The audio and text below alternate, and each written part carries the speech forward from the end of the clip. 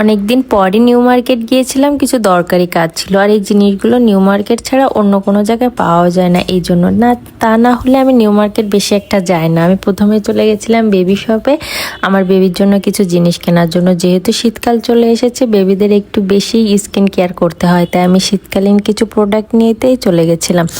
আর আমি যেহেতু আমি সবসময় ভালো প্রোডাক্ট ইউজ করাই, এই জন্য আমি বেবি শপেই চলে যাই। বেবি শপে অনেক ভালো ভালো কালেকশান থাকে, সবগুলোই বিদেশি ব্র্যান্ড। এখানে আমি আমার পছন্দ মতো একটা চয়েস করে নিয়েছিলাম। আমি বেশি কডোমোডা ইউজ করি আর অ্যাভিনিউ।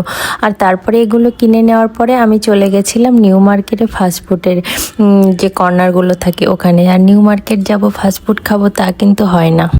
খুলনার ভিতর সব থেকে সুন্দর ফাস্টফুড কিন্তু এই নিউ মার্কেটেই পাওয়া যায়। আর এখানে যে আমি অর্ডার দিয়ে চেয়েছিলাম ফ্রেঞ্চ ফ্রাই এবং চিকেন ফ্রাই। এখানে ফ্রেঞ্চ ফ্রাইটা আমার দারুণ লেগেছিল আর চিকেন ফ্রাইটা মোটামুটি ভালো লেগেছিল, কারণ এই চিকেন ফ্রাইগুলো আহামরি টেস্ট হয় না, কিন্তু মোটামুটি অনেক ভালো লেগেছিল আমার কাছে। আর ফ্রেঞ্চ ফ্রাইটা দারুণ ছিল। আর উপরে যে মশলাটা দিয়েছিল না, এই মশলাটা অনেক বেশি ভালো লাগে। আমি 7 নম্বর ঘাটেও খেয়েছিলাম, এরকম একটা মশলা দিয়েছিল, ওটার জন্য আমার সত্যি অনেক বেশি টেস্ট লাগে।